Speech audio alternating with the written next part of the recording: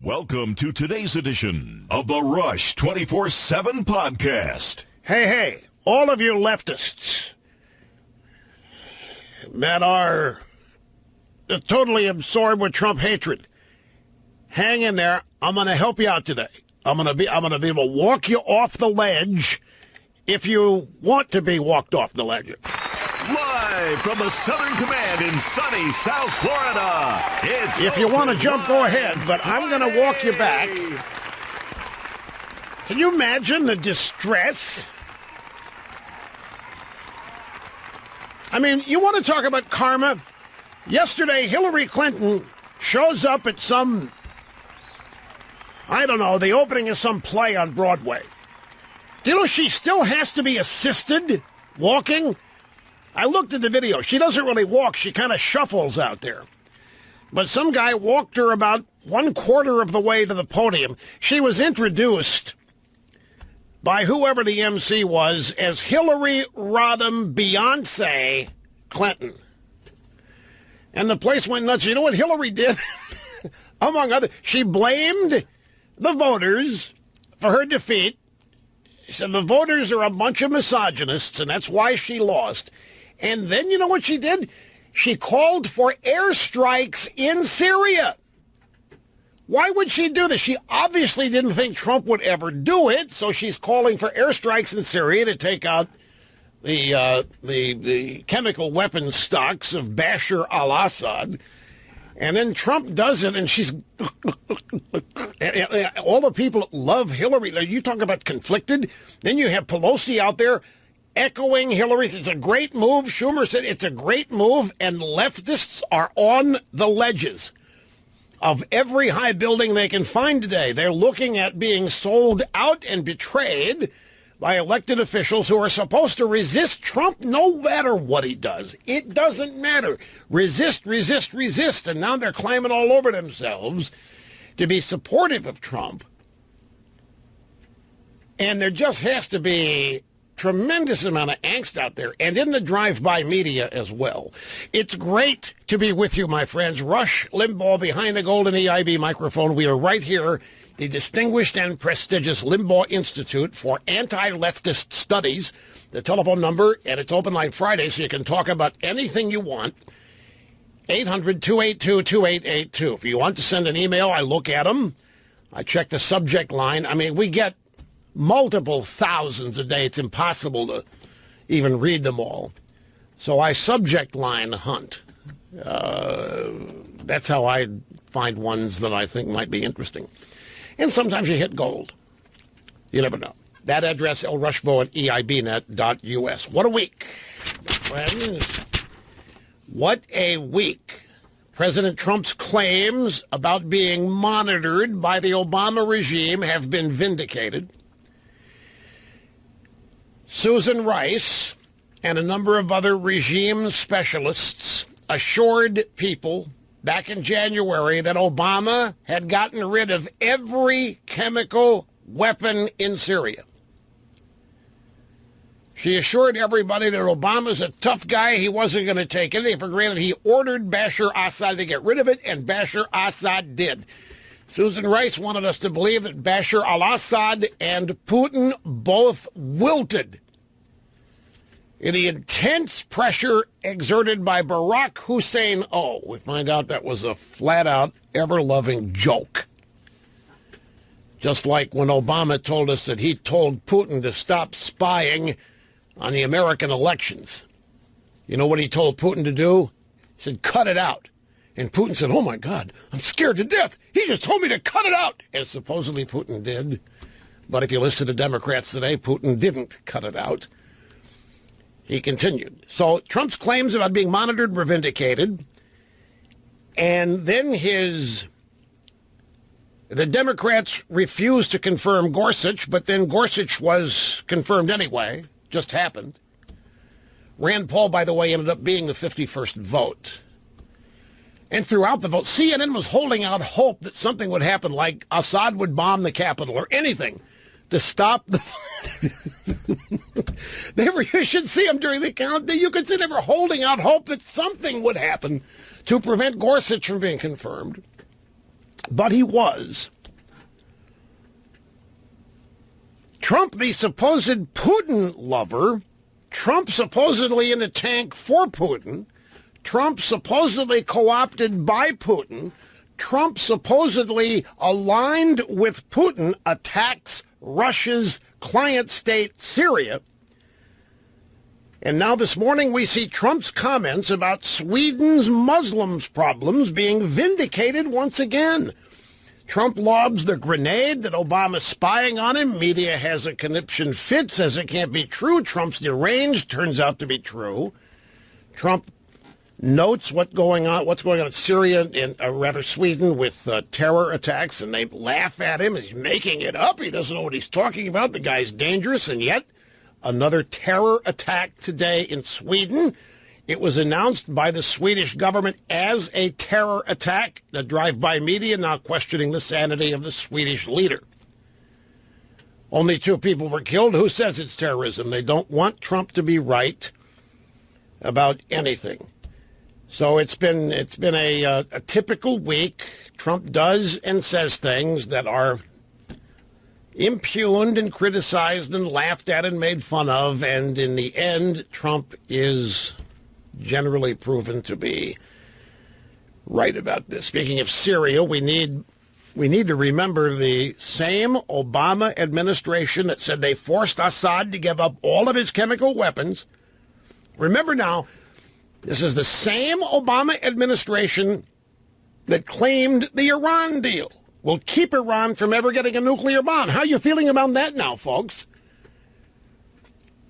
I'm not making it up. Susan Rice back in January assured everybody that everything was fine, that we had forced Assad to get rid of all the chemical weapons and the chlorine gas and weapons of mass destruction. Obviously, Assad didn't, laughing at Obama all the way. And Obama is the same guy that tells us that the Iranians will not be developing a nuclear weapon.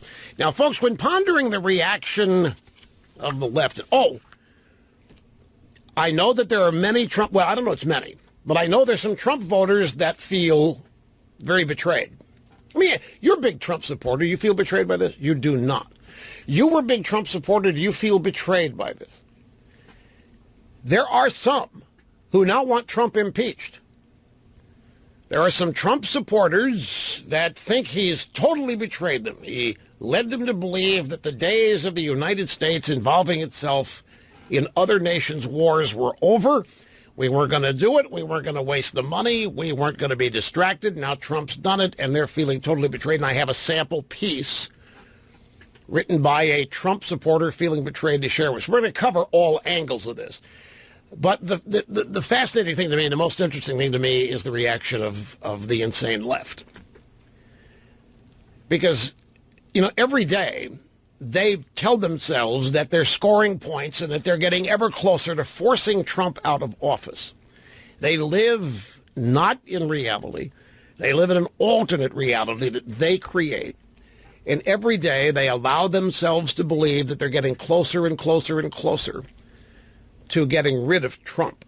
When you ponder the reactions of the left to what Trump... How about this? So Trump orders the attack and then promptly sits down to dinner with the Chi-Com leader. Have you... Folks, now let me say, this is important. Have you seen the pictures from Mar-a-Lago? I don't care which pictures. There's lots of pictures. Have you seen the pictures of Trump sitting next to the Chi-Com leader and his wife, Trump and Melania there? In every one of those pictures last night, the Chi-Com leader is smiling and looks happy, and everybody knows these pictures were taken after we launched the attack on Syria. So nobody has to say a word. All the caption has to be, following the president's launching of 59 Tomahawk missiles and a chemical weapons stock in Syria, the Chi-Com leader, Xi Jinping, and Donald Trump enjoyed dinner. And the picture is everybody laughing and smiling, and it makes it look like the Chi-Com leader's all in for this, whether he is or not. This is not accidental. This is not happenstance. I think this is very clever. Some might say brilliant. But remember, I'm trying to keep the leftists from jumping off the ledge today. So I'm going to refrain my compliments, Trump, so as not to drive them even battier. But Trump orders the launch and then goes in and has dinner at the very opulent dining room at Mar-a-Lago. You've seen the flower bouquet alone. The flower bouquet alone would make a great midfield logo for an NFL football game. It's that big. It must have taken 4 greenhouses to provide the flowers in the one table. It's huge. It's red and yellow roses, a bunch of baby's breath in there, and even some pansies. Well, you know, when you're president, you have to acknowledge everybody. So you put everybody's favorite flower in there. But the Chi-Com guy laughing, I'm not kidding. The Chi-Com guy smiling and laughing, whether it's about the attack or not, doesn't matter. All you have to do is caption the picture with the right type line. So you have that. You have this whole idea that Trump and Putin are in bed. And now Trump has attacked one of the key client states of Putin, and Putin's mad. By the way, there is a Russian warship headed to the area where our destroyers launched the missiles.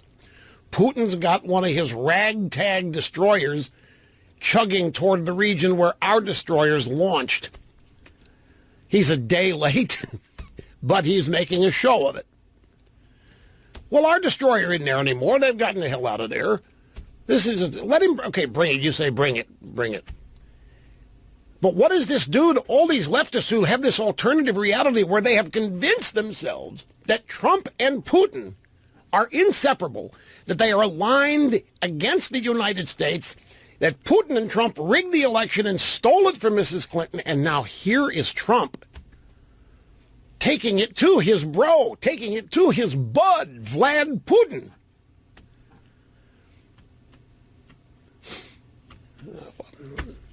They say it's fake news, it's just theater, then it's just more insanity. It's exactly what I know, but it's just, I'm just telling you, they create this alternative reality. Whatever, they're not planted in the ground. So here, the thing, when you ponder the left's reaction, I was doing this all last night. I was actually enjoying this last night, and I was getting emails from all quarters. I was getting emails from people who are angry, feel betrayed, think Trump should be impeached. I got emails from people that's the greatest thing. This established him finally as the real president. We're back. I can't tell you the number of emails I got from people who were proud that America's behaving with strength again and resolve. You know something?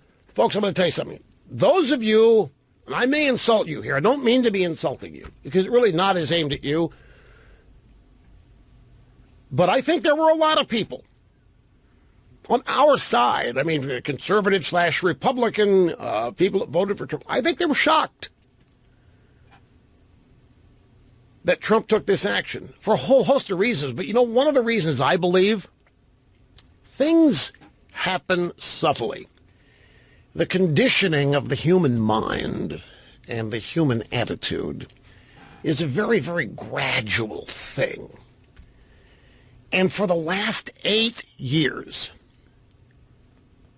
with Barack Hussein Obama in the White House and disengaging the United States from places in the world where we have vital national interests and instead making deals with nations who have traditionally been our enemies, such as Iran, selling out Israel to side up with the Muslim Brotherhood and Hamas and so forth. People, I think, whether they knew it or not, wanted to admit it or not, we were all becoming a bit pacifists. Obama clearly is a pacifist. The left is a bunch of pacifists. The left believes the United States is not the solution to the problems in the world. They believe the United States is the problem, and therefore our military represents the problem. And Obama, despite having troops deployed all over the world, we weren't fighting wars to win them. We weren't fighting wars to end them. We were not projecting our power. We were allowing our power to be diminished, and it just happened gradually. It's like you put a frog in a pot of water on a stove in cold water. And then you gradually warm the water. And the frog doesn't know what's going on until that moment when, hey, you know what, I'm being boiled here. And I think that describes a lot of the United States population. We had just been lulled into a mentality of pacifism. Not that we wanted to be, but because that's where Obama was taking the country.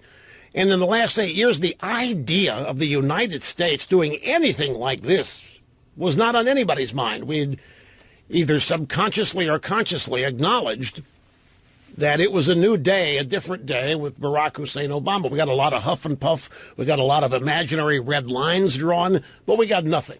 We didn't back up our red lines. We didn't back up our huff and puff. And so out of the blue, even though Trump telegraphed this in the days leading up to it, and even though the Secretary of State Rex Tillerson telegraphed it even more in the days leading up to it, and especially yesterday afternoon after the Chi-Com leader had landed, and Tillerson greeted him at the bottom of the steps when the Chi-Com leader came off the plane, Tillerson went to the airport and had a press conference. And it was that press conference late yesterday afternoon where another indication that something was up and something was going to happen was given, including alluding to possible regime change in Syria. Then the attack happens like the last night. Everybody's stunned and blown away. They can't believe it. It's like we were the frogs in the water, and finally, after 8 years, it got too hot. I haven't refined this belief totally, but my point is that after 8 years of Obama and the way he viewed the country and the direction he was taking the country, we had all become unaware, not on purpose, pacifists. We couldn't even see our country behaving this way. Some people were bothered by it, but for the most part, mass population. And that's why last night's event was such a shock, I believe, to so many people. Now, in imagining the reaction of the left, which to me is the real fun of this, you have to consider, you have to think of the most insane things you can to get close to how they will really react. And I was doing that last night. I have to take a break now. We will continue when we get back. Executing assigned host duties flawlessly. Zero mistakes. Wrapping up another busy broadcast week here on Open Line Friday. You know, I was thinking if Obama had spent more time surveilling and monitoring Assad than he was spending time surveilling and monitoring Trump, then maybe the Obama regime would have known that Assad still had weapons of mass destruction and was using them. Do you realize Assad's been doing this for 7 years, folks? The gassing of Syrian citizens with chemical weapons and other WMD has been going on for 7 years?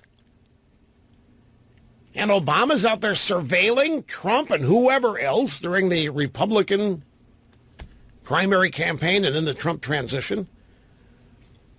And there's another thing. If Obama had not trusted and colluded with the Russians, and that's who did, by the way, it was Obama who was colluding with Putin and the Russians, he might have realized the Russians had lied to him about getting rid of all of the Syrian WMD.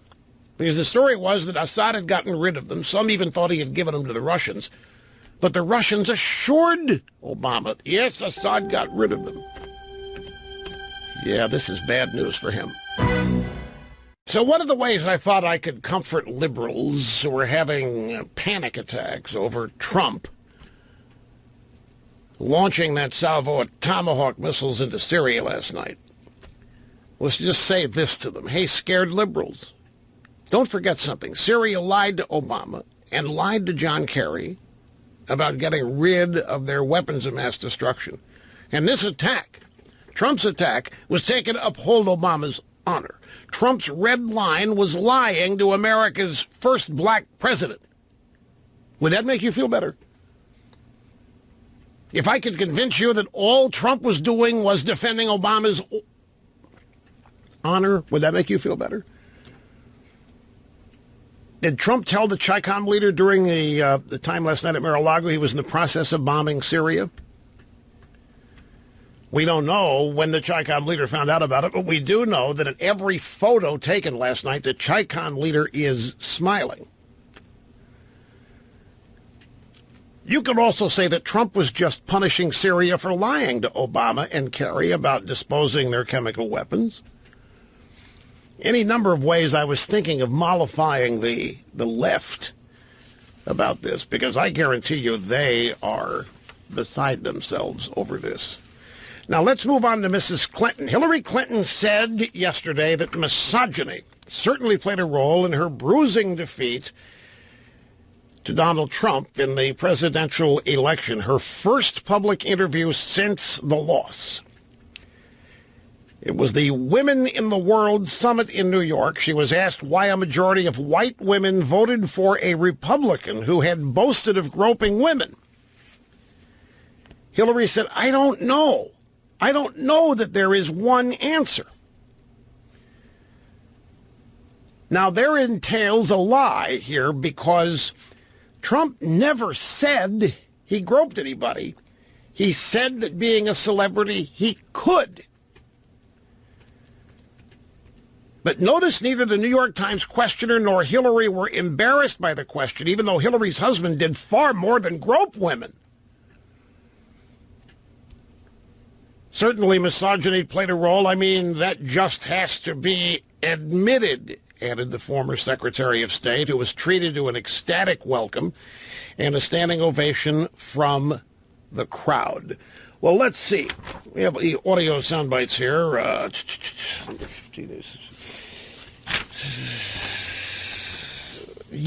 that. Actually, grab number 15. This is actually Hillary saying it. Women in the World Summit, a portion of what she said. Certainly misogyny played a role. I mean, that just has to be admitted. And why and what the underlying reasons were is what I'm trying to parse out myself. I think in this election there was a very real struggle between what is viewed as change that is welcomed and exciting to so many Americans, and change which is worrisome and threatening to so many others. And you layer on the first woman president over that, and I think some people, women included, had real problems. Okay, now remember, kids, the lesson here, never take responsibility. Complaining and blaming. That's what real leaders do. And Hillary Clinton is demonstrating it here in spades. In just a few sentences, Hillary Clinton demonstrates the qualities of Democrats in good standing. Liberalism has an unbroken streak of failure recently, so accepting blame on anything could collapse all the dominoes. Hillary lost, but it's not her fault. The voters are misogynists. The voters are bigots. The voters are a bunch of rubes. The voters are a bunch of Neanderthals. She, on the other hand, is a big, giant ball of wonderful. I can't believe this. Well, you know, it just has to be the case. There was misogyny. It has to be admitted. It's worrisome. It is threatening. And then you layer in the first woman president over that, and some people had real problems. So there's misogyny, there's sexism. Well, why didn't any of this manifest itself with the first African-American president? Why only the first woman president do people have this negative reaction? But this is classic. In the world of liberalism, they are never to blame. They are never at fault. They never did anything wrong. It's always the fault of the people who voted against them.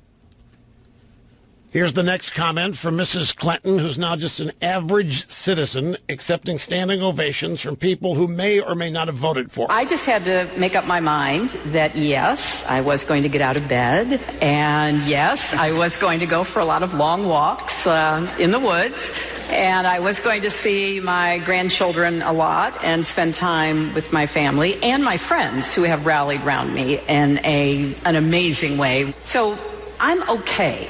I will put it this way. As a person, I'm okay. As an American, I'm pretty worried. Oh, okay. As a person, she's okay. As an American, she's very worried. You know, it's amazing the impact the Russians had on this election, turning us all into a bunch of misogynists. I mean, here we are. We were on the verge of electing another historic president, the first female president, and then the electorate turned misogynist. The electorate turned sexist. And since the Russians are the big reason they lost, the Russians obviously have some effect here. Who knows how they did that? But obviously they are that powerful. You know what else she did? Grab soundbite, or grab line 3 on the phones. That's where I want to head next. She actually said yesterday afternoon that this Assad situation had gotten out of control, and she thinks the United States should launch missiles, do something about it. Now, you need to remember something. She was Secretary of State during much of the time that Syria was engaging in this use of chemical weapons against their own people. In fact, they were doing so for 7 years. You might say for the entirety of the Obama administration, Assad or somebody was using chemical weapons against Syrian citizens. And remember, that created a bunch of refugees that Obama and Hillary they couldn't welcome. They couldn't wait to welcome them all with no vetting whatsoever. And all during that time, Obama and Hillary had ample opportunity to launch some kind of a military strike, such as Trump did last night, but they didn't do it. So now that Hillary's out of office, now she comes along and starts talking what should be done, what needs to be done. And this is, I think, one of the things that sunk her during the campaign. She had just participated in 8 years of the Obama administration as she's running around complaining about things that need to be done, didn't get done, and somehow trying to associate all those things with Trump. And the people were wise. It didn't make sense. What do you mean you're complaining about the healthcare system? You're complaining about the economy? You're complaining about this? You were there. You and Obama own it. Here is Lynn in Jacksonville, Florida, has some comments on this. Lynn, great to have you on Open Line Friday. How are you? Thank you, Rush. Great listening to you. When I saw that Hillary had made comments ahead of time specifically about going after Assad's airfield infrastructure and bombing that, it just upset me completely. But then I thought, well, does she still have fresh intel from contacts in the State Department? And it just reaffirms the whole idea of the deep state. And also, it adds to the story of why isn't something done about this, like Susan Rice, sooner than later? That's really all I had. Well, now, wait. You mean why isn't some kind of investigation? Why isn't she brought before Congress and questioned about it? Oh. Why isn't there a grand jury assembled quickly? Somebody needs to pay for these things so that... Well, the Republicans, as a practice, have not attempted to criminalize Democrat politics. The Democrats try to criminalize conservatism, but... All the time. Constantly, all the time. I'm not holding out hope that anybody's going to do anything to Susan Rice. I'm not either. It's just like Nunes yesterday, stepping away, recusing himself. Well, there might be again and again. There might be a congressional investigation. She might be called to testify before a congressional investigation. Grand jury, I don't know. That would involve legal system, prosecution, everything else. But back to your Hillary point. Are you suggesting to me that Hillary has sources inside a deep state and was told what Trump was going to do and therefore wanted to get out there and make herself look like she was in on the right thing to do by pre-announcing it without saying she knew it was coming? Absolutely. It gave her another chance to grab some glory. So you don't think it was coincidental at all? No, sir. Not at all. Do you think that Hillary, now this is the big question. She specifically called for strikes on airfields. I know that. The big question is, do you think Hillary calling for the action that Trump engaged in validates Trump taking the action? I mean, in other words, do you think people... No, not at all. I don't feel that at all. No. The statements he made about the children and so forth. You know, it was a terrible crime that Assad had done. And, you know, just one more toothpick on all the things that he's done. And it was time for action to be taken. Now, what she said didn't justify anything. It didn't. Yeah, but all during the 7 or 8 years that she's there, they don't do it.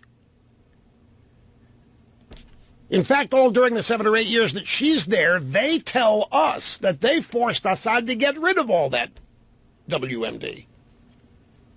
And they're out there bragging to us that they, using diplomacy and the force of Obama's nature, had convinced the bad guys to get rid of their weapons. And they're out there bragging about it. And Assad didn't get rid of the stuff. He and the Russians hid it, or we didn't even try to send in inspectors. We just took their word for it, because all Obama wanted was the photo op and the picture, the image, the perception. And now here comes Mrs. Clinton a couple of hours before we launched the attack, advocating for the attack. When I first heard this, I said, why is she saying this now? Because remember, she might be like everybody else, or a lot of people who believe Trump would never do anything like this because of statements he had made during the campaign and tweets that he had issued during the campaign. And my first reaction was that she was trying to force Trump or to illustrate that Trump's not up to the job. What needs to be done is this, and Trump will never do it.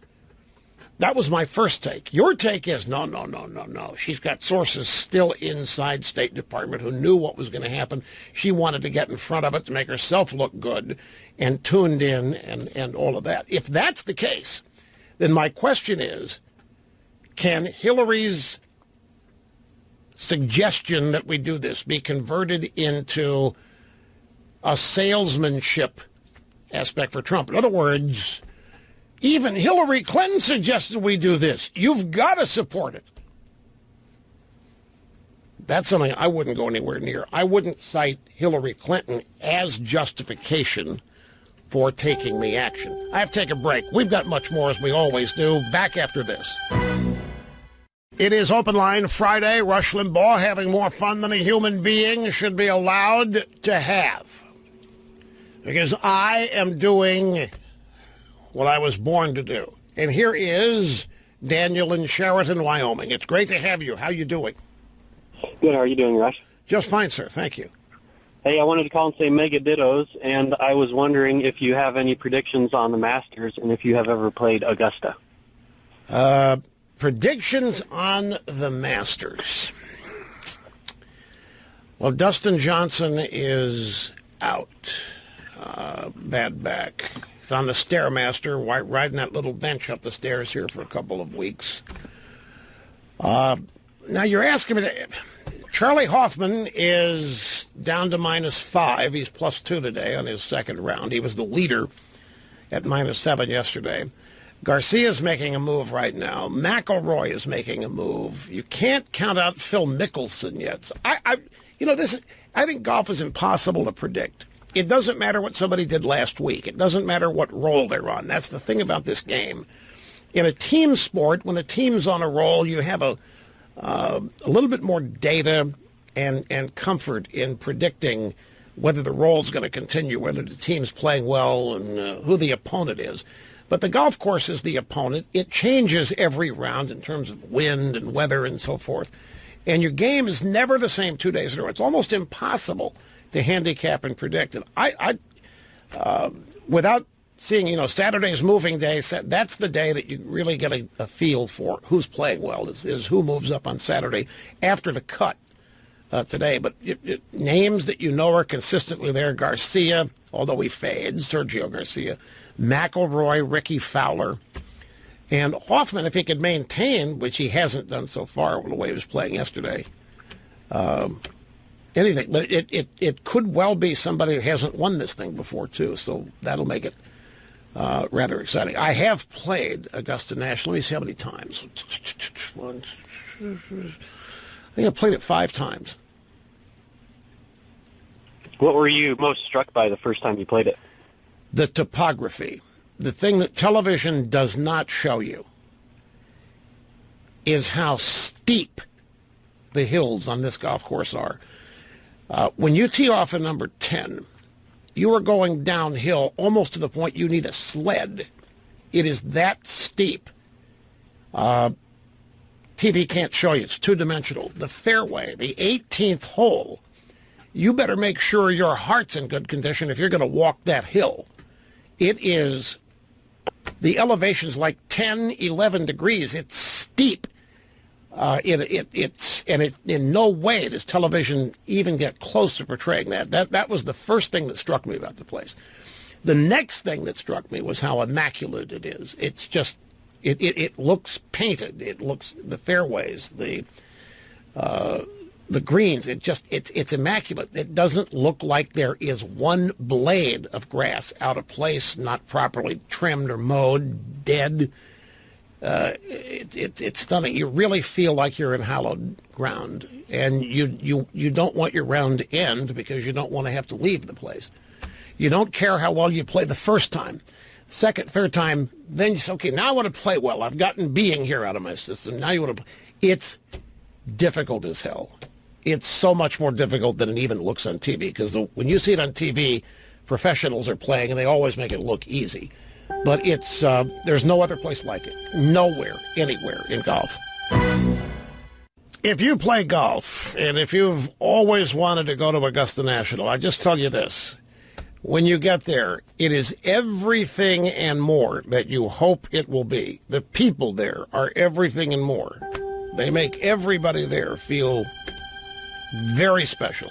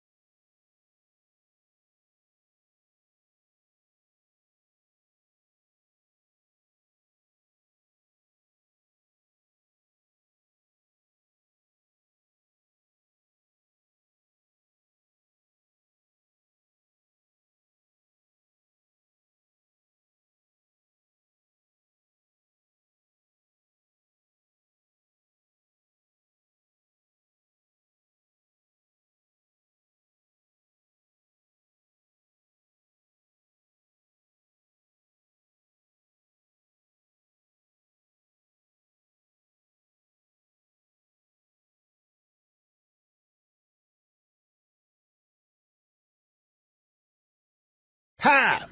Are you? Welcome back, my friends. You are tuned to the most listened to radio talk show in America, hosted by the most talked about, I'm sure it happens at your dinner table, just like it happens in the media, host. What?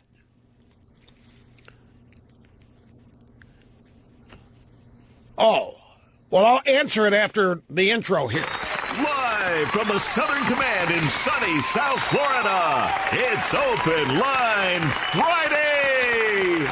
As I was saying before I was interrupted by a rude glance, the most talked about host happens at your dinner table, just as it was in the media, in America, and the most listened to program in America. Over 600 great radio stations, not a clunker among them. A lot of shows are on clunker stations, not this one. 800-282-2882. If you want to be on the program, you send an email, lrushbo at eibnet.us. The official program observer, Mr. Snerdley, has a question. What is the question? No, he's asking how do you get to play at Augusta? You must be invited by a member. You can't walk on. You can't get through the gate. That place has White House type security there. You can't get in it. You have to be accompanied by a guest. I'll just tell you the first time I went. I was invited by a club officer. An invitation that surprised the heck out of me because the club officer was known. I'm not going to mention his name now because Augusta is a very, they're behind the gates kind of club. And it was fast. I was stunned to get the invitation, and I was allowed to bring two friends, and then they paired us with the club pro, and that was the foursome. And they invited us in the night before, and we stayed in the cabin occupied by this club officer, and he hosted us for dinner in the club dining room. You should have seen that when we walked in. This was back in 2000, 2001. But this club officer was an amazing guy. And Augusta has not a lot of rules, but they're very strictly enforced. And the way this guy, I was not told of the rules before arriving. Meaning behavioral rules, dress code rules, none of that. I was just... I mean, as a golfer, you know what some of them are, and you have a chance to go there. You try to learn as much about the place as you can. But the way the rules were explained to me was fascinating. This club officer told a story about somebody who had violated every rule as a way of explaining the rules. He was a extremely refined and sophisticated individual, and rather than just stand there like a military person and preach the rules, he passed the rules on via funny stories. For example, and of course we're all ears because we're getting details of things that have happened at the club. So the first story he told was about a guest who showed up to play, and in the morning, getting ready in the men's locker room, he was wearing a pair of shorts. And the club president at the time, Cliff Roberts, walked up to him and said, "Where are you playing today?" And the guest said, "I play right here, Mr. Roberts. I'm so excited. I can't wait to get out there." And Mr. Roberts said, "You're not playing here. Not in those. You're not wearing shorts here. We don't wear shorts at Augusta." So that's how I was told, no shorts. It's a good thing that I had taken slacks, but I would have been able to buy a pair in the pro shop. The next story, which I found fascinating, the club officer told a story about a guest who was extremely braggadocious about his wealth and how unappreciated things like that are at Augusta National. And I'm just giving you the short version of the story. This story took about 5 minutes to tell, and it was hilarious. The upshot of the story was that this braggadocious guest, the night before playing his round, was playing bridge with other members and was going on and on and on about his net worth, trying to fit in. He thought that the members at Augusta were all wealthy, and he was trying to make himself appear to be one of them. And it got to be so bad that my host said he walked up to him, what is your net? What is your net worth? I mean, you keep talking about it. How much money you got? And the guy gives him a figure. And my host, the club officer, said to him, you want to cut the cards for it? As a way of diminishing the guy and his bragging about his... the host says, okay, let's cut the cards for your net worth. And the guy shut up. So the message there was, you can't impress anybody here. Don't try. That's not... You just have a good time here. Don't... And there were 3 or 4 stories like that that served to explain proper decorum and comportment. Not a one of them was offensive. They were uproariously funny. Of course, when you play the first time, you don't want it to end. And when you play, you want to see the parts of the course that you like the most, having watched it on TV. And for most people, that's Amen Corner. Holes 11, 12, and 13. So you can't wait to get there, but then you don't want to get there because when you do get there, it means you're getting close to the end. But when you get there, and it was Amen Corner for me. 11, 12, and 13, and 15 and 18. And number 1, I'd never seen number 1 on TV, so that was curious about that one. But it's, as I say, if you ever get a chance to go, it's everything you would hope it would be. And Mr. Snerdley is asking, how do you become a member? You don't ever ask that question. You do not ever ask. If you ask that question, you have a mark against you that you can't erase. You do not talk about membership when you're there. You don't express. You may ask about how many, but you don't ask any details about membership. Certainly not your first time. Now, people can volunteer whatever they want, but it's all about... in fact, there was a tradition, lore, was that the best way to never become a member there is to try, is to lobby for it. Well, Bill Gates did. He went public, gosh, I wanted, and he got in. So not everything is locked down. But it's basically a CEO club, as best I can tell. But that doesn't matter. It's just everybody there is tremendous. They treat you like you are a member. They treat you like they see you every day and love you. It's just everything you'd want it to be. The golf course is everything you want it to be. I'll tell you the guy asked me what was the first thing I noticed, and I said the topography, how steep 18 is. It's hilly. This golf course is, there are not all that many flat lies on it, but it's impossible for TV to convey because it's two-dimensional. But the next thing about it, every time when you see Augusta on TV, there are thousands and thousands of people there surrounding the greens. When you see 18 with no people there, you're not even sure it's 18. The first time you see it, you're looking, you see the putting green, you see the tee box, you think it's number 1. It looks entirely different without the patrons, the gallery there. So those are the first things that at least hit me my first time there. Well, actually, my first time there was a spectator. Steve Jones had won the U.S. Open and invited me and Paul Westphal to go, and we trudged around for 3 days watching it. But that still was nothing like being invited to play it. I mean, there were nobody there other than the people playing the course. Everybody has caddies. They wear the white caddy uniform just like they do on the tournament. The leaderboard scoreboards were still posted. We played after the tournament the year I went the first time. It's a special place. It really is. Anyway, do you have any other questions about it? What is it? Mm-hmm. Right. Snerdley's asking, he's asking me of all the golf clubs I played, is Augusta at the top of the list. Here's the way, when you play golf, people always ask you what your favorite course is.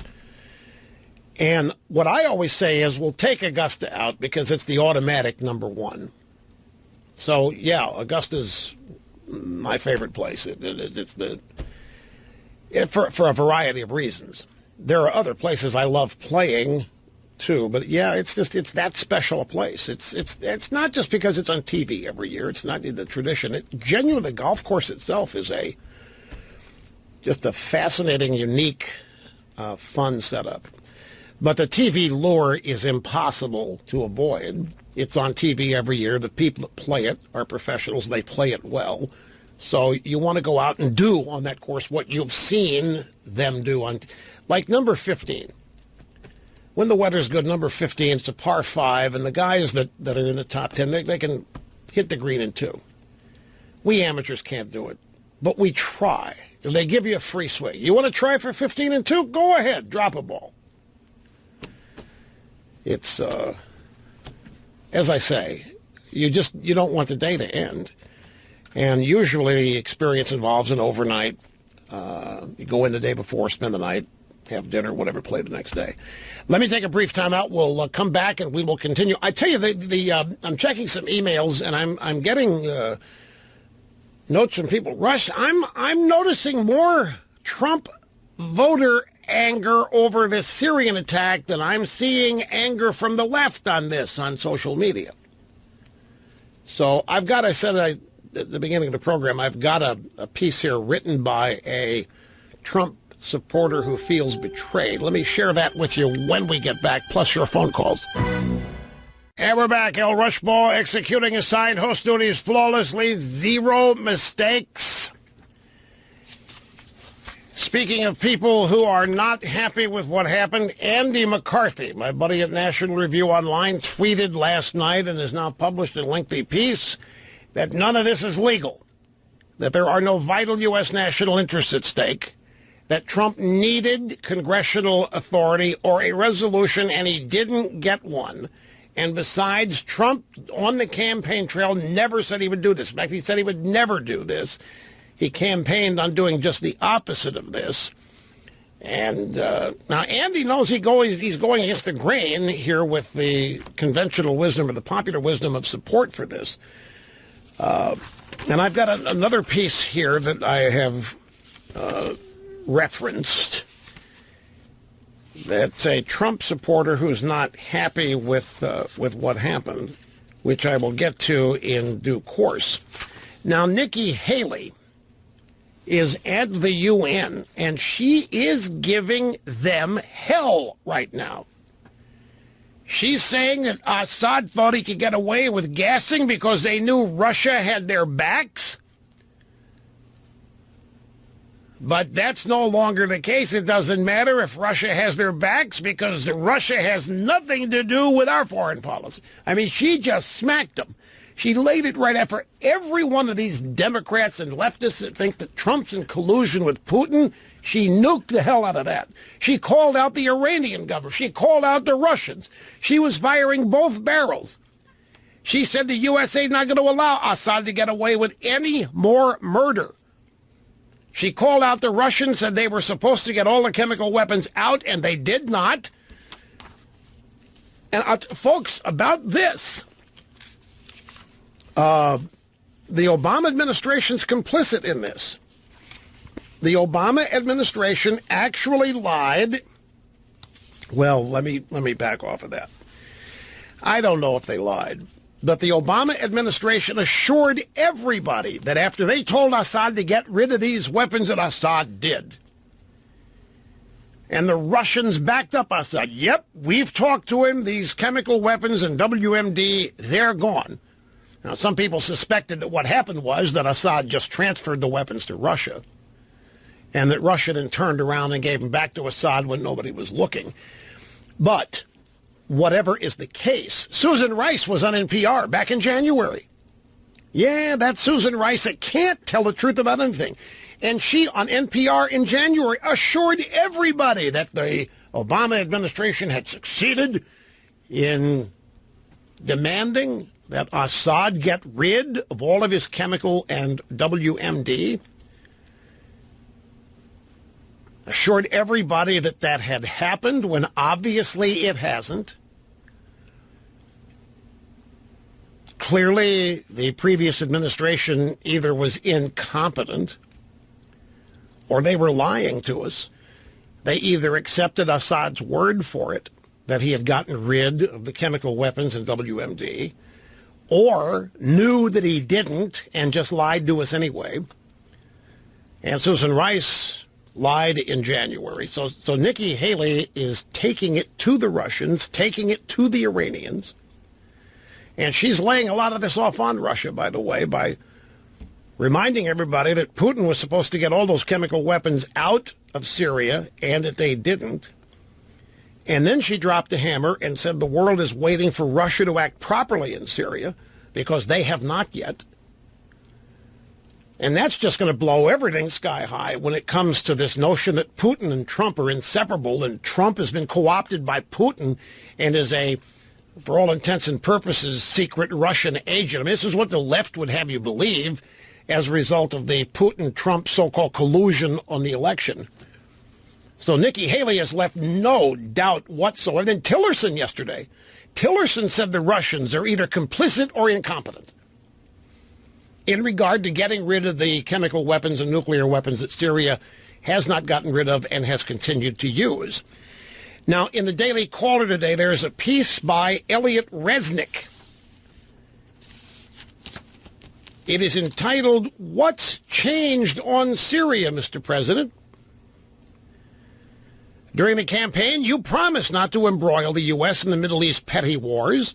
You correctly stated that we have no clue who the Syrian rebels are. You wisely argued that as bad as dictators like Assad may be, they at least keep terrorists at bay. What changed, Mr. President? Do pictures of dead, innocent people render irrelevant all the logical points you raised while running for office? Is America now to go to war every time a leader around the world kills innocent people? I know the pundits say, but he gassed babies. Yeah, that's true, but why is death by gassing any worse than death by bullets? Death is death. Some people evoke Hitler's gassing of Jews. Well, I'm a Jew, writes Mr. Resnick. I grew up reading Holocaust memoirs, and I don't recall anybody ever making a moral distinction between the gassing of Jews at Auschwitz and the gunning down of 35,000 Jews over 2 days at Babi Yar. President Trump, you were the one who bucked the entire establishment. While everyone else's brains turned to mush upon seeing pictures of a bloody Syrian boy, you wisely reminded us that America must come first, that it is not our job to fight everyone else's wars, that with $19 trillion in debt, we literally cannot afford to make it our job, and that an American president's duty is to his own people, not to the world. Mr. President, writes Mr. Resnick, please do not become Bush 3. All we need is more intervention in the Middle East. You yourself said that if our politicians had done nothing during the last 15 years, that if they had even just gone to the beach, that we would be better off today. What's changed, Mr. President? Why get involved in this Syrian mess? Why oppose a man fighting radical jihadists? That's Assad fighting ISIS.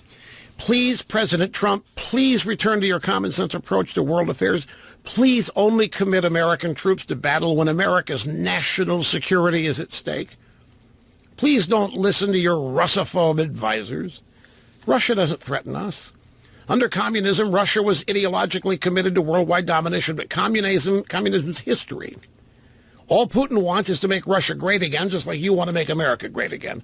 Russia has zero interest in America. Russia's glorious period under the Tsars never included domination over Western Europe, let alone the United States. Please, Mr. President, don't do it again. Okay, let's go back to the phones. People patiently waiting. Here is Dennis in St. Louis. Dennis, I'm glad you waited, and great to have you with us. How you doing, sir? Thank you very much. I'm doing great. Good. It's an honor to talk to you. You bet, sir. Thank you. And I got to admit, I got hooked on you watching your TV show in grade school. So it's a big honor to be able to talk to you. I'm really grateful that you have been around that long. That goes back to 92, 3, 4. It's a long time. I'm very appreciative that you hung in. Absolutely. Thank you. So there are two things I wanted to talk about. One, I'm not thrilled with Trump and the missile attack in Syria. And second, I wanted your input, thoughts on the Galaxy S8. So first, with Trump, I'm not thrilled with the missile attack. Now, in the first hour, you reassured me. I love Reagan's concept of peace through strength, and I think the missile attack does demonstrate that. But I still have two concerns. One, can we really trust that chemical attack was Assad? Maybe he just didn't bomb a chemicals plant that al-Nusra or somebody else had, the rebels, because the info seems to have come from that White Helmet organization. I don't know that they're too credible. And my second concern, your previous caller talked about a Hillary connection, and I may know what that connection is. I know recently Dina Powell was kind of promoted to Mr. Trump's national security advisor, and she's got very close ties to Valerie Jarrett, and her husband as well, Richard Powell, works for, is it Teneo? Wait. Dina Powell is not married. Oh, I thought she was. No, she's not. She may be divorced, but she's not married. Well, I know she has very close connections to Valerie Jarrett, and that just the fact that she's advising Trump really concerns me, and the fact that we saw Trump act so quickly after this, just after everything he said in the campaign, just really concerned me. Well, let me throw something back at you in that regard. Definitely. Last night I'm watching Jack Keane, the retired Army general that is the specialist commentator and all this stuff for Fox. And he was read these two tweets that Trump had posted during the campaign, urging Obama not to get involved. Don't do anything. You got nothing to gain here. It's a hellhole. There's nothing to win. We're $19 trillion in debt. The two tweets that Trump issued warning Obama it'd be a waste of time. Do not get America involved over there again. Don't do it. So he was asked about this. And his answer was, that's so long ago. He said, the difference is now that Trump was just a commentator like I am here. And all he was doing was uttering an opinion. But now he's president. Everything changes when you become president. Everything. The things that you've said during a campaign on military strategy and policy, it automatically changes when you become the commander-in-chief. And his opinion was that this represented, now granted he's a military guy, and granted he loves this action, he loves this move, he loves the execution of it, he thought it was brilliant, and so he's going to be supportive of Trump, but he said that this is a great example of Trump learning and understanding what's important, and reestablishing the position of strength in the world on the part of the United States. Mr. Keane, General Keane last night, kept making the point the last 8 years we had been reduced to nothing, a paper tiger. We were in the process of having our superpower status stripped away from us. It was embarrassing. It was dangerous because the world is only as safe as the United States can keep it, he said. Something along that's not an exact quote, it's a paraphrase. So he basically said, disregard what Trump said during the campaign. Disregard those tweets because it doesn't matter. When you become president, and you learn much more than you ever know as just an opinion leader on the sidelines, it changes everything. Does that have any impact on you? Not me personally, because I kind of get that, but still, he really campaigned off the idea "Make America Great Again." That's why I think the missile strike, I'm fine with that. Like I said, I do have those concerns. But if he goes beyond that, really I wanted to see his focus on America and making America great. Now, yeah, I agree he needs to demonstrate strength for America throughout the world, and I think this does accomplish that. But in the back of my mind, I'm still wondering who's advising him on this, because General Flynn had questioned the previous chemical attack back in 2013, and since... Why do you presume anybody's advising him? Why is this not something he wanted to do on his own? Because it seemed like it happened so quickly after Dina Powell got put into her position of National Security Advisor. It just happened a few days ago, then all of a sudden this. And then I kind of fall back to Trump's previous statements, where it seemed like this wouldn't be the first action he'd do right away. Okay, now wait, I stand to be corrected on this if I'm wrong, but I don't think Dina Powell is NSA. Dina Powell is an aide to Gary Cohn. They're both liberal Democrats from Goldman Sachs. She did work in the Bush administration, but she's on the economic side. Gary Cohen's an economic advisor. They're not NSC. You might be confusing her with somebody else. No, I don't believe so. I'm pretty certain that she's advising him. Okay. Well, my impression of Trump, just having been around him, and I'm not one of his advisors, and I'm not there, and well, I don't think Trump needs to be told what he thinks about this. I don't think Trump needs a lot of advisors. I don't think Trump's sitting up there not knowing what he thinks, not knowing what he thinks is best. I don't think that as these things come and go, he runs around, what do you think I should do? I think what happens is he makes up his mind he wants to do something and then asks people, how's the best way to make it? He goes and talks to the military. What's the best timing? What's the best way? How do we do it? I think the timing with the Chi-Com leader having dinner with him, I think that's classic Trump. It is purposeful, the timing of this. And it sends all kinds of messages to the Norks, to the Chi-Coms, to the Iranians. So it's not just whatever happened in Syria. And I do believe that Trump, while this Make America Great Again is not just domestically and economically. I think Trump is very concerned. Look at the money he wants to spend on the military. I mean, he wants to blow through the military, but what for? If not to use it or to use it as a deterrent, have it as a deterrent. I think Trump is very alarmed and distressed over what Obama has done to the United States military and the perception of our standing and strength in the world.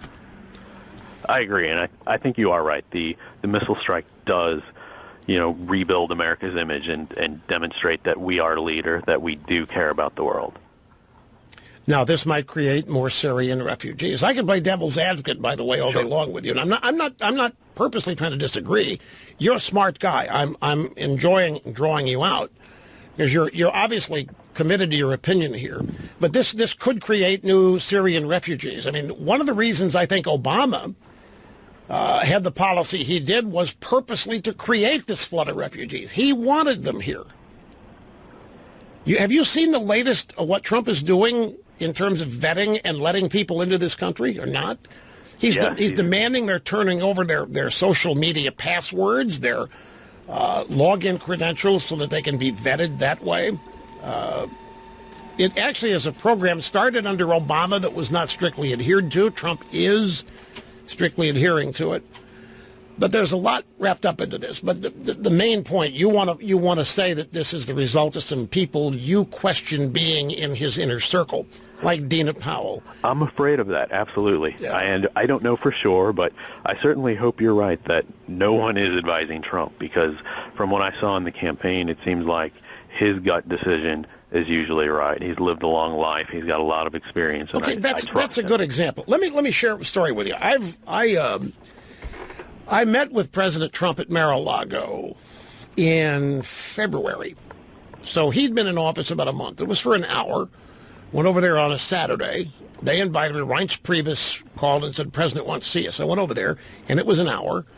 And we toured Mar-a-Lago, and it was funny. There was a big charity event at Mar-a-Lago that night, the Red Cross Ball. It's the biggest charity event of the season here. It's the event where people spend $3 million to make $1 million. It's crazy. But all of the early arrivals were showing up, and there were pockets of people all throughout Mar-a-Lago, including military people who were going to be guests. And every group of people, we stopped.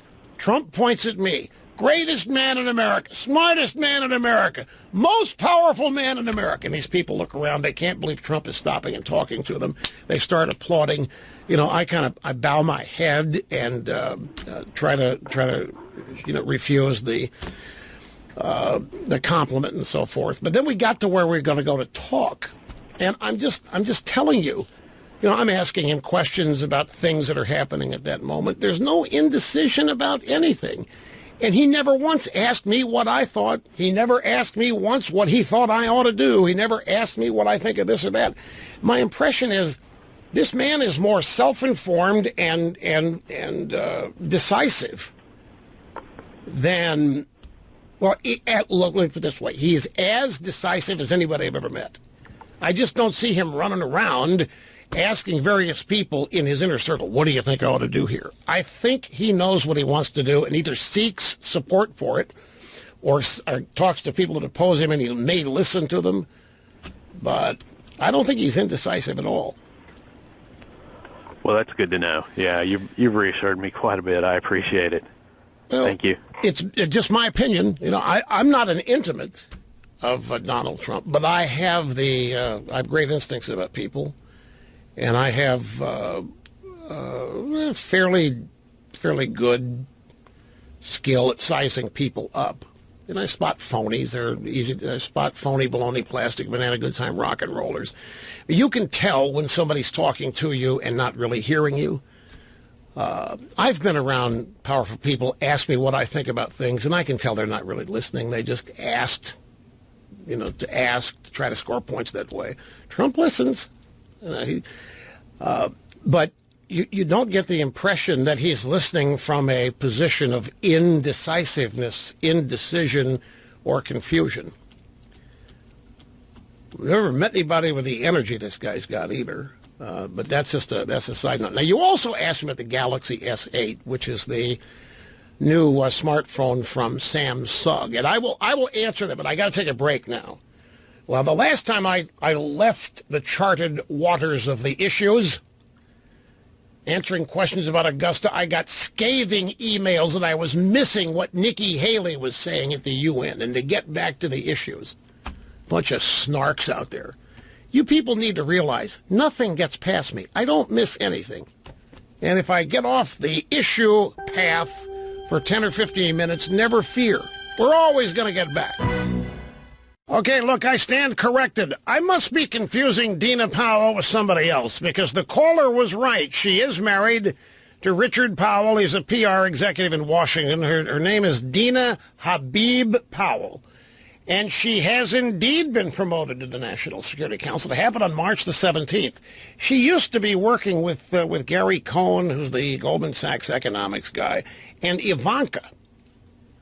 She was part of the Ivanka advisory team. But on March 17th, she was promoted to the National Security Council. So I apologize to the previous caller. And she is married. So I was wrong on all counts. And I got to figure out who I'm thinking of here, because I could have sworn this is the woman whose name I've been trying to remember the past 3 days because I couldn't. I had to look it up, and it was Dina Powell, and everybody thought I was talking about Jamie Gorelick. I wasn't talking about Jamie. I was talking about this babe. So anyway, caller was right. She is at the NSC, and his theory is that ever since she got there, the caller thinks that's the big change. That she's, tight with Hillary and so forth and advising and blah, blah, blah. Don't worry, folks. Lots of time to sort all this out. I also have the Nikki Haley. A couple of bites of Nikki Haley just ripping it at the United Nations earlier. Here's take one. It could be that Russia is knowingly allowing chemical weapons to remain in Syria. It could be that Russia has been incompetent in its efforts to remove the chemical weapons. Or it could be that the Assad regime is playing the Russians for fools, telling them that there are no chemical weapons, all the while stockpiling them on their bases. The world is waiting for the Russian government to act responsibly in Syria. The world is waiting for Russia to reconsider its misplaced alliance with Bashar Assad. The United States will no longer wait for Assad to use chemical weapons without any consequences. Those days are over. I know what you're saying. That's not what you said during the campaign, Mr. Trump. That's not what you said. This wasn't going to happen. That's what you said during the campaign. And Andy McCarthy's out there tweeting, it's unconstitutional. He can't do this without congressional authority, without other agreements being in place. So there's a lot of discord on this. Here's one more from Nikki Haley, also today at the UN. Now we must move to a new phase, a drive toward a political solution to this horrific conflict. We expect the Syrian regime and its allies to take the UN political process seriously, something they have not done up until this point. We expect Russia and Iran to hold their ally accountable and abide by the terms of the ceasefire. We expect this council to speak loudly and forcefully when the regime or its allies undermine the political process, and countless of our own resolutions. The United States took a very measured step last night. We are prepared to do more, but we hope that will not be necessary. That's another point. Jack Keane, the military guy, the former general who is now a strategery analyst at Fox, kept saying, this is so limited. What we did this is a limited attack. He said, it sounds like a lot, 59 Tomahawks. But the Russians were alerted, by the way. There were Russian troops there, and it's called a confliction notice. In intergovernmental language, it's called a confliction notice. And basically, we didn't call Putin. We sent word to the Russian troops on the ground that we wise if you guys hightailed it. They had plenty of time to get out of there so that there were no Russians harmed. The military target was the chemical weapons stocks. And General Keane said, this is limited. This is very, very limited. It sounds like a lot of Tomahawks, but the target is very limited. No reason to be having an overreaction to this. And Nikki Haley just said the same thing, that this was essentially a very light response compared to what we could do if we had to do it again.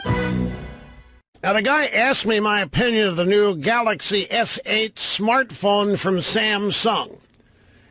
And that answer actually is going to have more to do with Apple than with Samsung. That and much more coming up. Don't go anywhere.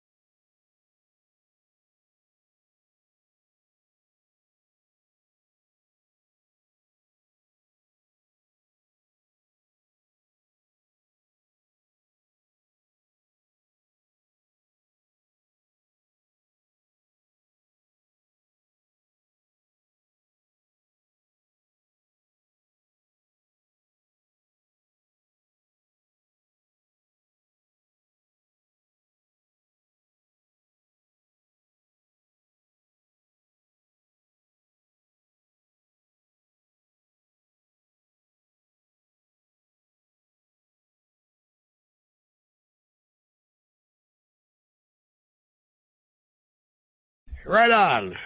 Welcome back, folks. Open Line Friday. Rush Limbaugh meeting and surpassing all audience expectations every day. We just keep cycling it here. Live from the Southern Command in sunny South Florida, it's Open Line Friday. And we are at our final busy broadcast hour of the busy broadcast week with your highly trained broadcast specialist, Rush Limbaugh, at 800-282-2882, the email address lrushbaugh@eibnet.us. Okay, I'll get around to answering the question about the Galaxy S8 in due course. As I say, that's gonna out of necessity launch me into a discussion of Apple as well. But there are other things that'll take precedence, and I know the caller who asked me this will be patient out there. Now, for those of you who are alarmed at Trump's military action in Syria last night, specifically those of you who are alarmed because this is not to type. The president during campaign, all those tweets, even before he became a candidate, suggesting that action like this is uncalled for, it's unproductive, it's not useful, it's a waste of money, and it potentially lures America into Middle East wars that we have no business being in. If you are of that mindset, then I need to share this bit of news with you. This is from the Washington Examiner, and it's actually from earlier yesterday. This was Rex Tillerson. I believe this was after Trump landed here in Florida. Trump got here after the CHICOM leader. CHICOM leader arrives. Rex Tillerson is at the bottom of the stairs to greet the CHICOM leader, Xi Jinping, and his wife, Le Yupin Xi Jinping. And then after that meeting, he went in and had a press conference in some room at the FBO at the airport. And I guess there weren't a whole lot of people paying a lot of attention to it, but one of the things that Tillerson said is that the United States, this is before the attack, United States is organizing a coalition to remove Assad. Now, what happened last night was not aimed at removing Assad. Secretary of State Rex Tillerson said Thursday steps are underway to organize an international community effort to oust Syrian President Bashar al-Assad, a major policy shift triggered by the latest chemical weapons attack in the country's ongoing civil war.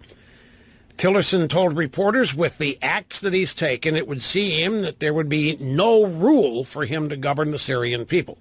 The process by which Assad would leave is something I think requires an international community effort, both to defeat ISIS within Syria, to stabilize the Syrian country to avoid further civil war, and then to work collectively with our partners around the world through a political process that would lead to Assad leaving. That's a big deal. You start talking regime change, that's not just 59 Tomahawks launched at a bunch of chemical weapons depots. Tillerson added the steps are already underway. This adds a new layer of complexity to Tillerson's upcoming trip to Moscow. Russia has provided Assad with major military diplomatic support. Nikki Haley today took it to the Russians at the United Nations, essentially saying they're complicit. They're either complicit or incompetent. Tillerson said the same thing last night. Tillerson said it is important the Russian government consider carefully their continued support for the Assad regime. Now, if you are thinking this is not the stuff we heard from Trump during the campaign, you'd be right. I mean, there's no arguing that. Tillerson is still scheduled to go to Moscow next week. If the attack had not happened, then I guarantee you the story today would be that Tillerson going to Moscow would be used as further evidence of a collusion between Trump and the Russians. But now that's kind of blown to smithereens, hasn't it? This whole notion of Trump collaborating with Putin. I mean, if that's happening, how did last night happen? And if we're colluding with the Russians, I mean, Syria is a very important client state of Putin. If we're now engaging in regime change, we're at odds with the Russians. We're at odds with the Iranians on this. We would have the support of the Saudis, no doubt, and the Israelis. Russian President Vladimir Putin's team signaled that Assad might not enjoy unconditional support from them, as they disclaimed responsibility for the Syrian gas attack. Putin spokesman Dmitry Peskov said it's not correct to say that Moscow can convince Mr. Assad to do whatever is wanted in Moscow. That's totally wrong. So the Russians are backing off here.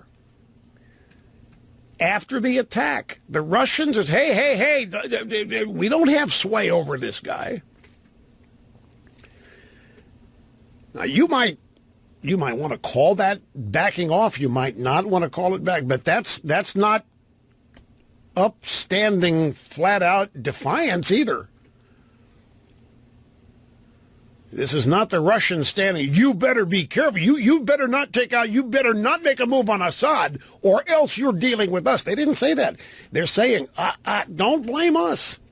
We can't get this guy to do everything we want. They are putting distance between themselves and Assad. I mean, this is a huge backpedal on the part of the Russians. And I'm just telling you this, folks, we would have never seen this during the Obama days. We would have never seen any foreign government backpedaling. This is the one thing that is just a stark difference to me. During the Obama presidency, there is no way Putin would have acted frightened or deferential. Putin would not have cared whether Obama thought they were associated with Assad or not, because they had no, well, I don't want to use the word fear, but they clearly had no concern. They were not worried about what Obama might do, either in Syria or vis-a-vis Russia. And that clearly has changed now. Tillerson also said last night that Putin himself did not have advance notice of the strikes, but that there was a deconfliction notice. And those are practically required by international law. It's more like a heads up. We're coming. You better get out of the way. It's not asking permission of anybody. It simply says, if you're Russia and if you're on the ground in this area, we're coming. So we telegraphed. I mean, it's not like it was a total surprise. And we made sure that no Russians were killed or harmed in the attack. And at least if they were, it was because they chose to stay and didn't follow the instructions to get out. So in that sense, the proper steps were taken. Let's also remember that Trump's support base here includes the Egyptian President al-Sisi and King Abdullah of Jordan. And by the way, both of them Trump was supposed to have alienated for all time. The media has been trying to tell us that Trump's alienating all of our former allies. The media is trying to tell us that Trump has got all of our allies nervous and on edge because, my God, the guy's uncontrollable. He doesn't know what he's doing. He's an outsider. He's unpredictable. And we've been told that all of these allies of ours are scared to death and just wish Obama were back. And we're finding out that's not true. Which is also no big surprise. Department of Defense further stated that it went to great pains not to hit Russians at the Syrian military base. So you've got all kinds of news here that we gave ample warning to Russians on the ground to vacate the area. More on General Keane, the Fox News military analyst. He was asked, how do you square what Trump said in these tweets about never doing things like this? This is a mistake for the U.S. to do. How do you square what Trump said versus what he did last night? Jack Keane said, listen, this is a limited strike. It sounds like a lot, 59 Tomahawks. It's a limited strike. It was one target. And Trump is sending a message to a lot of people here. He's telling the Chinese, he said, listen, the North Koreans are trying to weaponize ICBMs. And the rhetoric is they'll use them against my country and my people. Don't push me into a corner where I have to use a military option to deal with North Korea. Keane's point is that this attack last night sends a signal. If you're North Korea and you keep taunting and taunting us, you can expect the same kind of retaliation.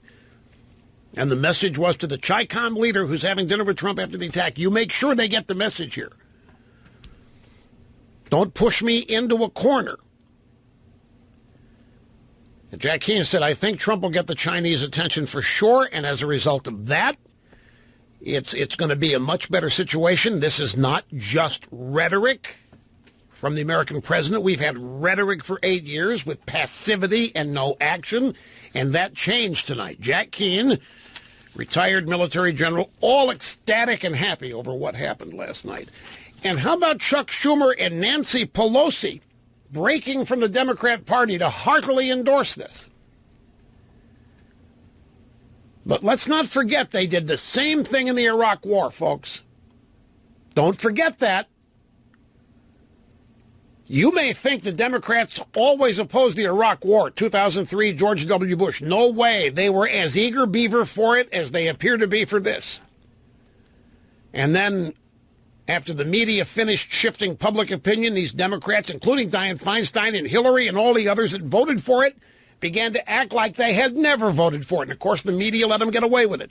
So we have to keep these two statements of Pelosi and Schumer nearby for the day down the road when they start acting like they were never supportive of this, that they think Trump made a tactical big-time mistake. Let me take a brief time out. We will come back and continue right after this. Here is Phil in Dallas, Texas. It's great to have you, sir. Thank you for calling. Hi. Russ, you have rightly been asking questions about the alleged Russia hacking the election story. There's one very interesting aspect of it that I can't see anyone asking questions about. I would like you to ask about it. There are numerous stories from Wired.com, CNS News, the Daily Mail in the UK that the Democrats would not allow the FBI to look at the allegedly hacked Democrat servers.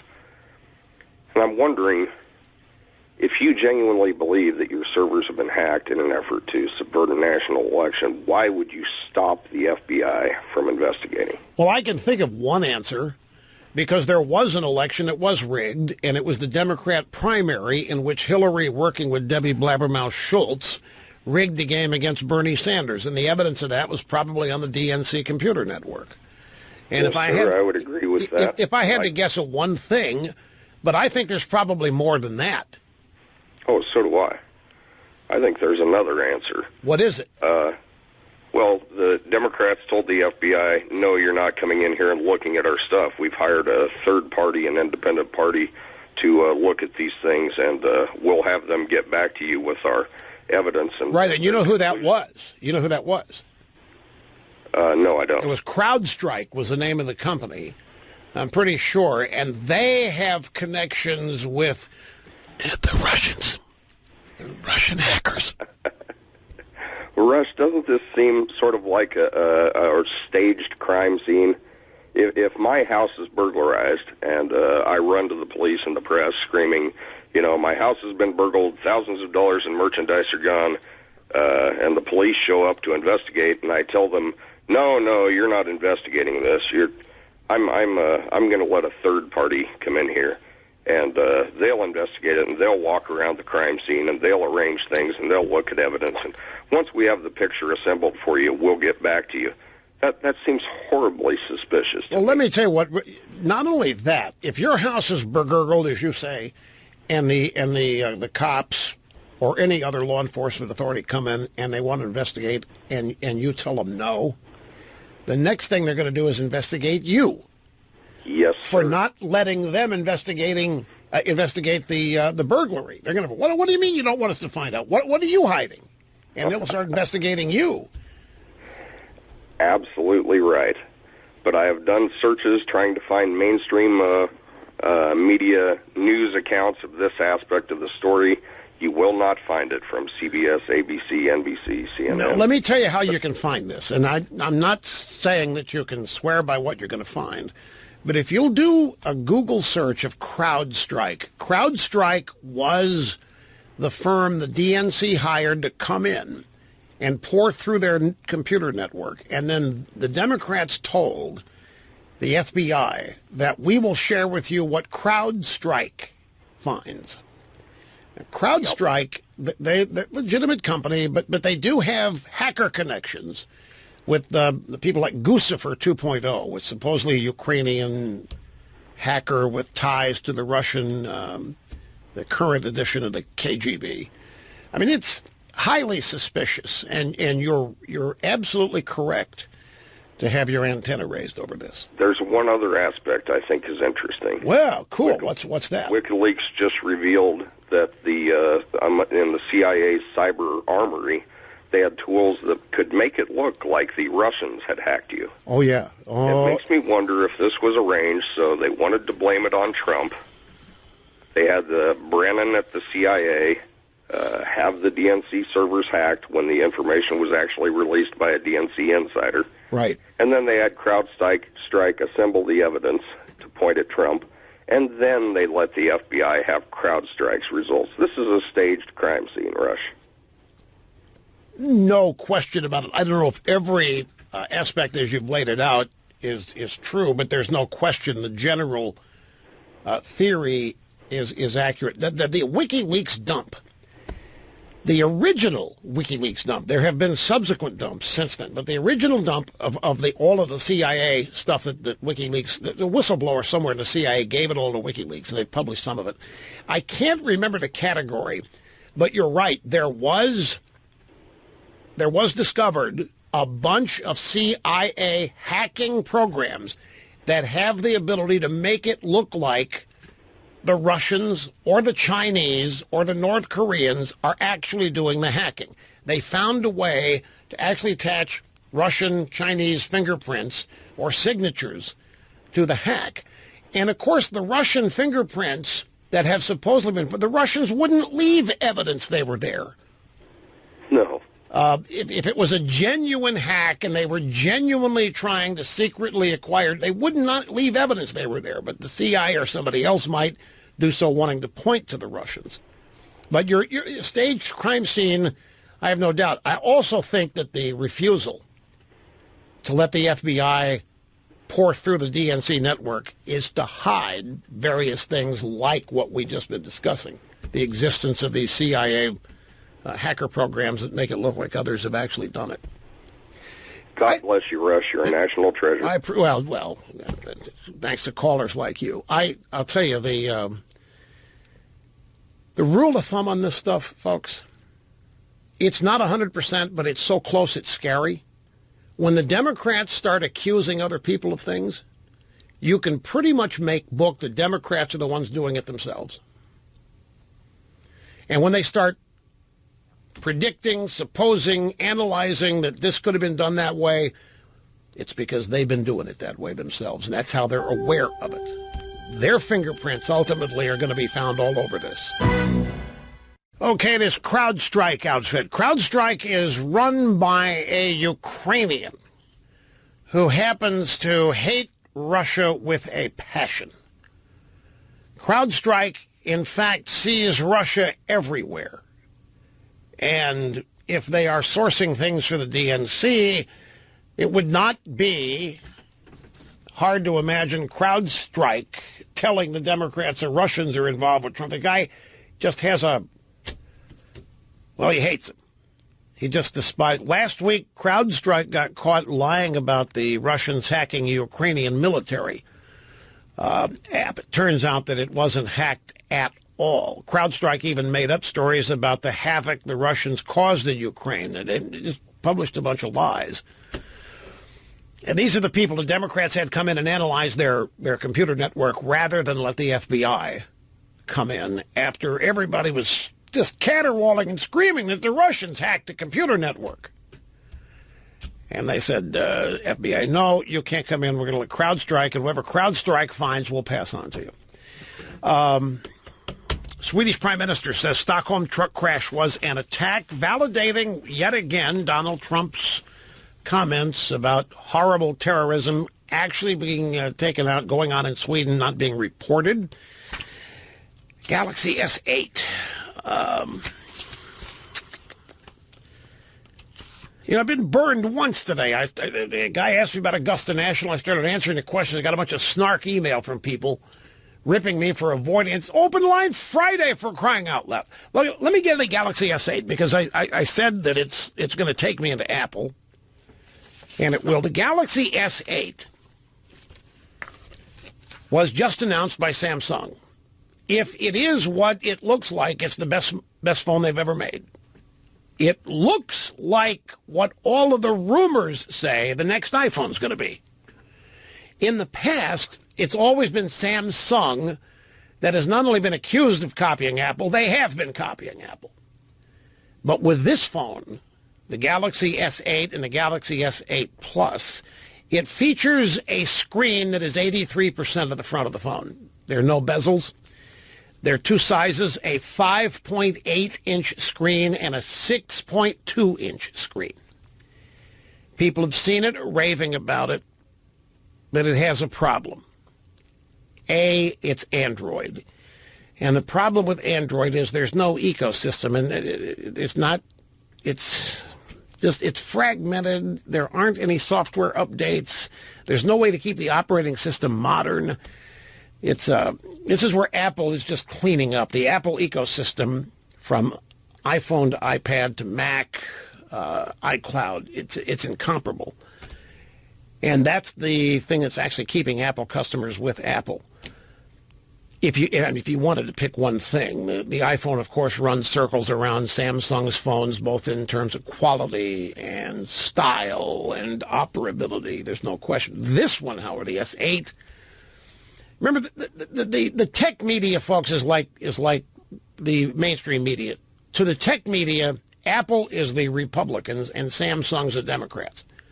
I mean, Samsung just released a phone last year that exploded. And the media treats it like no big deal. No big deal. Samsung's expected to rebound greatly and royally. And they keep singing the praises of Samsung.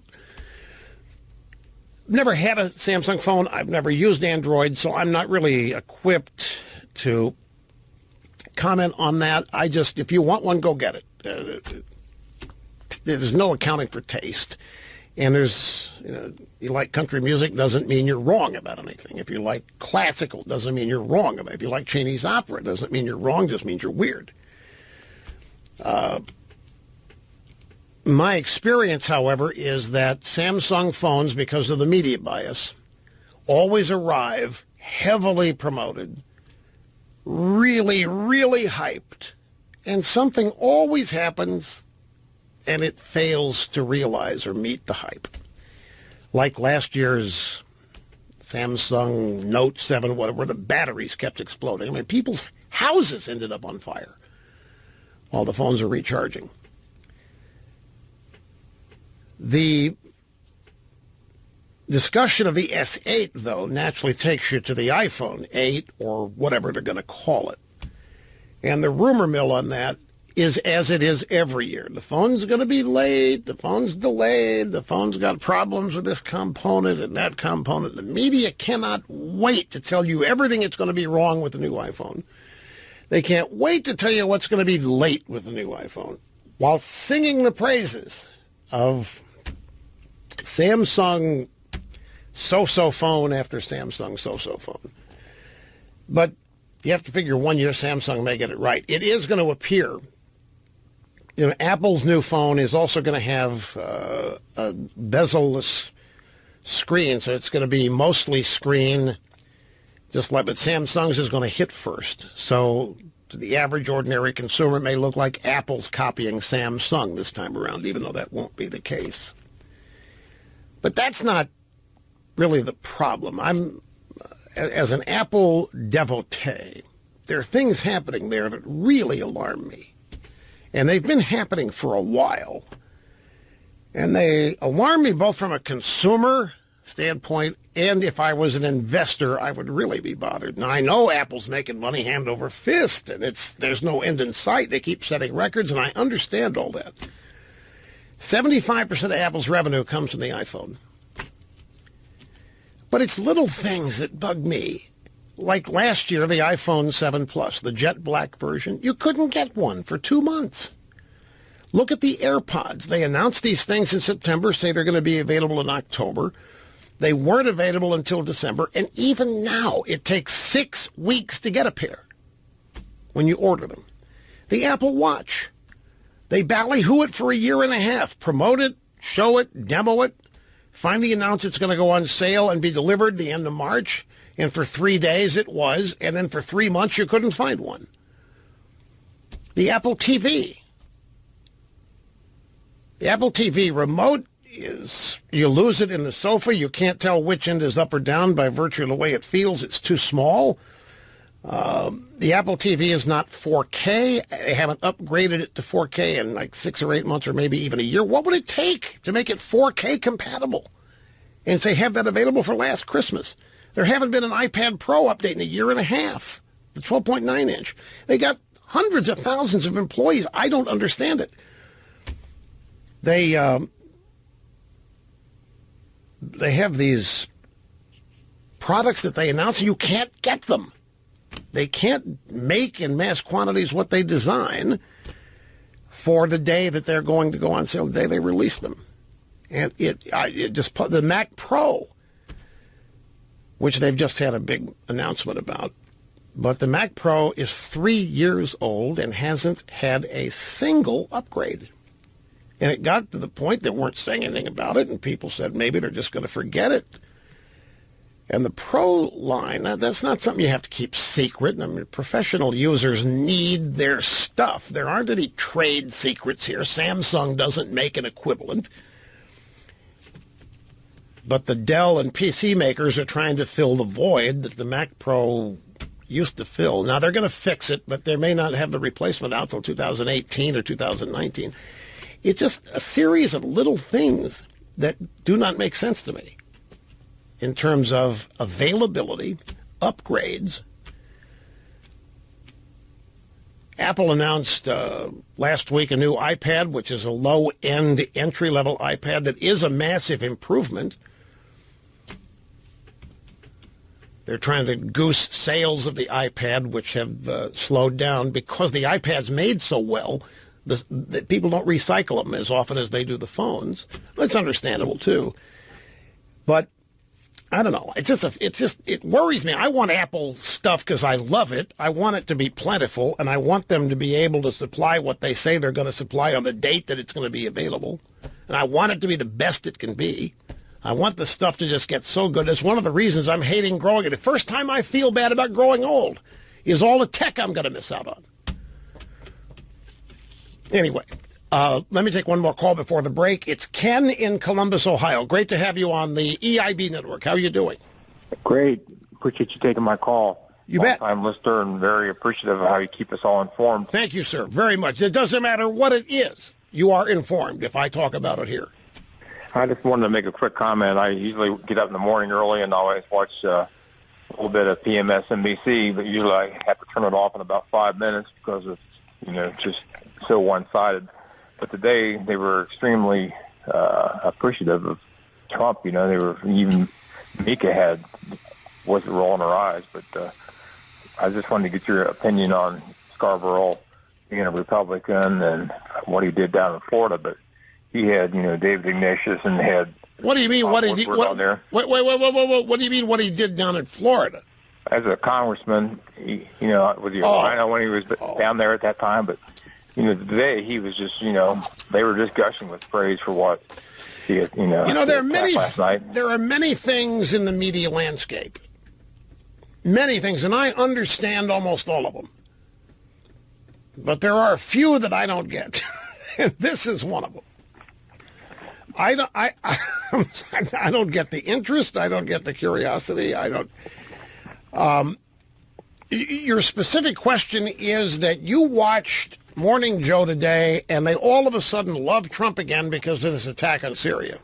Right. Usually I watch about 5 minutes and I go switch back to Fox. Right.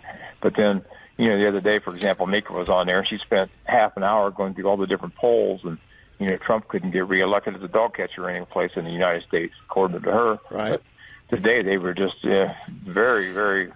My question is, since this stuff obviously pains you, why do you watch it? Oh, I just like to get a little opinion. I'm kind of hoping maybe that they'll get somebody on there that does speak a little more positive about the presidency and stuff. I see. Okay. Human nature is a fascinating thing. I mean, you're not the only one. There are people that watch what they don't like all the time, hoping it'll change, or maybe they just they need to be mad, so they watch stuff that makes them mad, knowing it's going to make them mad. I'm going to take the opportunity here to say I got to go to break. This is one of those things. There's no winning for me, no matter what I tell you on this. There isn't. There's no winning. I'm not. He what? He asked me. I didn't hear him say Scarborough. He said Mika this, Mika that, Mika this. I didn't hear him ask me about Scarborough. I didn't hear him mention Scarborough's name. You can't fool me. Now I got an email from somebody saying that I copped out on the answer to the Samsung S8, the Galaxy S. Did I cop out? I'm not going to sit here. If you want one, go get it. I'm not one of these people that cares. I have no idea about this phone. It hasn't been released yet. All I have is Samsung track record history. And based on that, big whoop. But this could be the first one that's different. But if you're into Android and if you like that stuff that's made to order for you, have fun and enjoy it. Not up to me to make you feel guilty over what you buy. I have different concerns. My phone, my company is Apple. And they're not humming on all cylinders right now, and it concerns me. I think if you announce something for sale, it better be there. There's no reason to have to wait 2 months for something they announce is for sale, with as many employees as they've got, as many people they've got in the manufacturing assembly lines. It just doesn't make sense to me. And frankly, I'm getting tired of it. But that's just me. See you Monday.